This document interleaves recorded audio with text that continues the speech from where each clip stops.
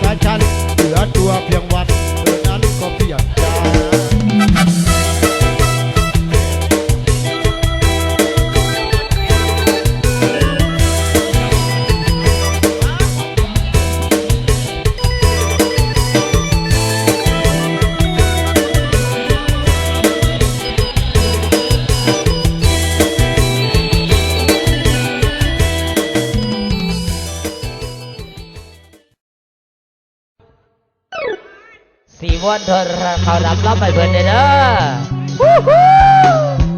หัวใจใจรอ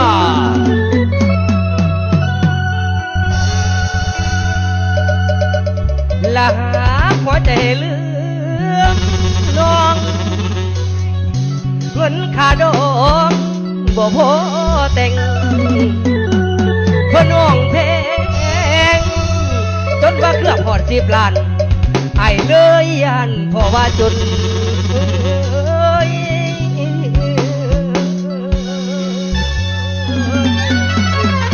แล้วผมก็มีรถจนบ่เชื่อในเสียงจาฟังราคาสิเป็นลมแต่คมใจกินยาแก้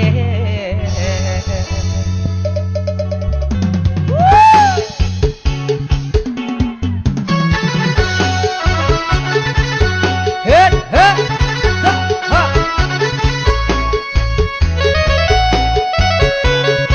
ท้ายสุดท้ายสุดท้ายเด้อเฮ้เฮ้เฮ้เปื่อยไฟลวกไฟล้นก็ยังพอทนมียามาใส่เฮ้หักนั้นหนักสวงในเอายาอยู่ใส่มาใบหักษาไปหาหมอบอกว่าถึงใจอย่าโปโลไปในแก้ไขลำบากเอาไฟฟ้าต้องหากะยังยากถ้ามันลำบากก็จะปัวเสียเลยน้องเฮ้ยฝ่าบ่ลืมคำว่าทุกดื้อตำบ่ทำลายใจถ้าดองน้องมีเหลือลายความหักของอายทั้งเจ็บทั้งอายคนคืออายคนคืออายมีความหมายในขาดเบอร์ต่อหากบ่ได้สอนเขาบางเงินเพลงเสียบุญลมคนเป็นปัญญังเหลือหนังก็พอสนใจใต้ด่านไอ้บ่หันสิเดียวนั่งขึ้นนั่งคุณทำเงินเป็นหมื่นบ่ได้จึงน้นให้เสมอนบางอ่อนแล้วอยู่แก่ใจของเคยฝันไปว่าจะได้วิวาแต่แล้วเกิดมีปัญหาจึงสอกหายาไว้ปัวหัวใจเต็มใจละเขา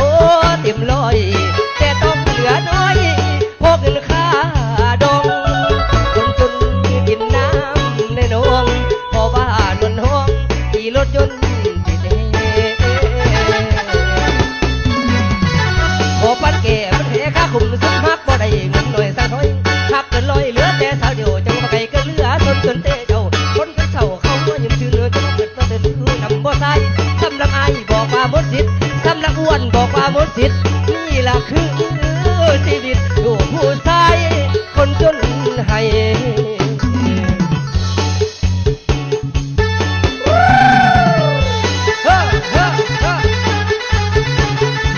เสียงเด้อเสียงเจ้าภาพเด้อ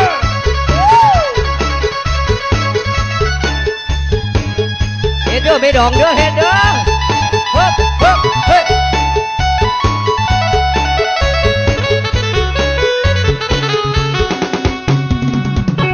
เลิกเขาเถอะนะมาหากับอายดีกว่าอายสิบ่ตัวบ่หลอกเจ้าดอกคนดีสัญญาก็ได้หัวใจหากน้องอีลีเลือดเถิดคนดีผู้ชายคนนี้หับได้เท่านั้นใจดำทำให้น้องมีน้ำตาเลือกกับเขาสาแล้วมาฮักกันกับอายเรื่องเก่าข่าวหลังของนางอาย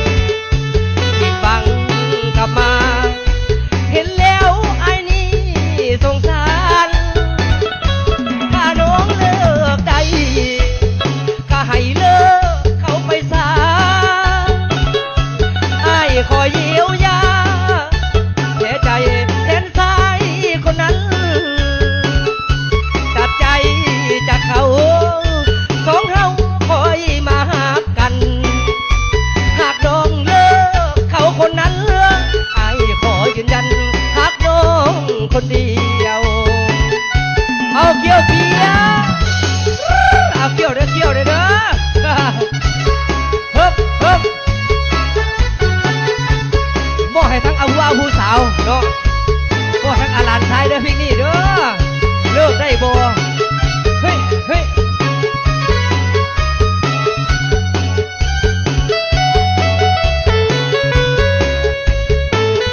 เจ้าเขาไม่ดองเอ้ยเฮ้ยเฮ้ยเลิกได้บ่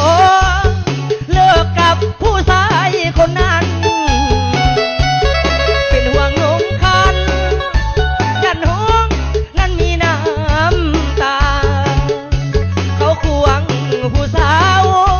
ให้เจ้านั้นเห็นต่อหน้าผิดหวังกลับมาเห็นแล้วไอ้นี่สงสารถ้าน้องเลิกได้ก็ให้เลิกเขาไปซะไอ้คอยเดียวยาแค่ใจแทนสายคนนั้นตัดใจจากเขาสองเฮาคอยมาหากันหากน้องเลิกเขาคนนั้นไอ้ขอยืนยันหากน้องคนเดียวเสียง